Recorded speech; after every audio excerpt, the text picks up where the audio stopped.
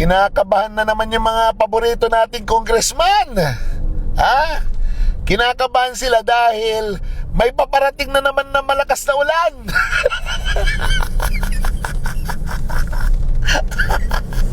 Ang laki pala ng pondo ng Manila, no? Grabe, 6 na congressman, paldo, 15 billion. Oo, binuhusan pa yan ni Marcos uli ng ng pondo, 'di ba? Oo, yung mga pinagawa niya ng mga water pump, mga ano ba 'yun? Kung ano-anong pinagawa ni Marcos eh. Oo, tapos ngayon, ang gagawin lang niya, magpapahukay na siya. Alam niyo ito si Marcos.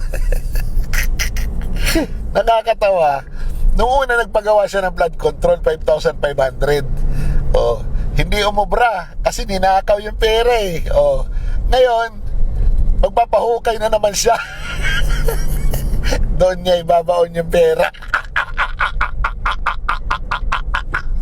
Ikinang buhay ito.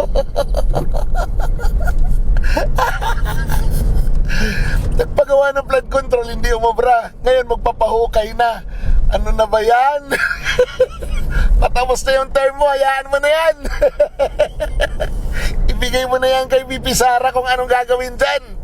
Ang dami mong daw, ang dami mong sinasabi. Wala naman nangyayari. Ay, sa mga congressman, lalong-lalo na yung mga paborito si Vice President Sara. O, abangan nyo, ha? Pagmasdan ang ulan. Unti-unting pumapatak. Pampanga, La Union, Manila, Bulacan. At syempre, Batangas. Sayang ang bayot. Kawawa yung tao, natatawa lang tayo, pero kawawa yung mga tao. Dapat magalit talaga yung tao dito. Kaya lang, syempre, alam mo na, bigyan lang ni congressman, magbabago na naman. Pero syempre, may intindihan din ng kumbaga, hindi naman na maiintindihan, ma-realize din ng mga tao na tama na, di ba? Inaabuso na sila. Sayang ang bayot. Uy, matanong ko nga kayo, kailan ang huling cabinet meeting ni Pangulong Marcos?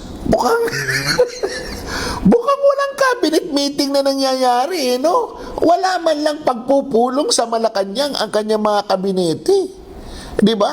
Wala man lang mga meeting ng cluster, wala man. Pero pagdating ng budget, may meeting. Pag ang pinag-uusapan ay ang budget ng Pilipinas, may meeting, may mga kumpulan.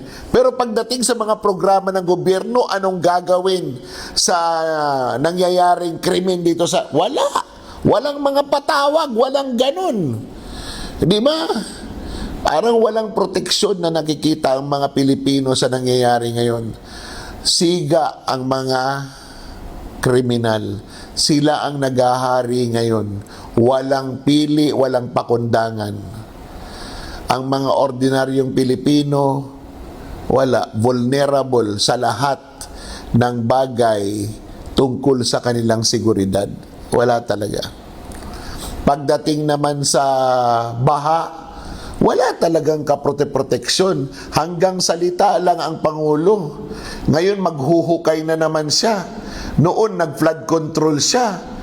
Ano ba talaga? Matatapos na yung term mo, wala ka pa talagang maipakita sa amin. Kahit cabinet meeting na lang hindi mo pa magawa. Alam mo ba paano maging Pangulo? O talagang iba lang ang purpose ng pag-upo mo dyan? Nahalata ka na, Mr. President. Parang bumabawi ka lang doon sa nawala sa inyo. Kawawang Pilipinas. Sayang ang bayot. Basahin natin yung katarantaduhan ni Atty. Ligutan. O ito, basahin natin. Sandali lang. Naka-blush on ka ba, sir? Parang nakalip tint ka pa yata. Anyway, naano lang ako na-bother. Kunwari, ang mga senador ay sumakay sa isang eroplano at yung eroplano ay bumagsak. Paano kung kalahati ng mga senador ang nawala? Tapos meron tayong impeachable officer na malinaw na guilty at gustong alisin ng taong bayan. Sir, panalo na kaagad kami dito sa sinabi mo. Una, yung pinakadulo, gustong alisin ng taong bayan. Yung taong bayan ayaw alisin si Vice President Sara Duterte.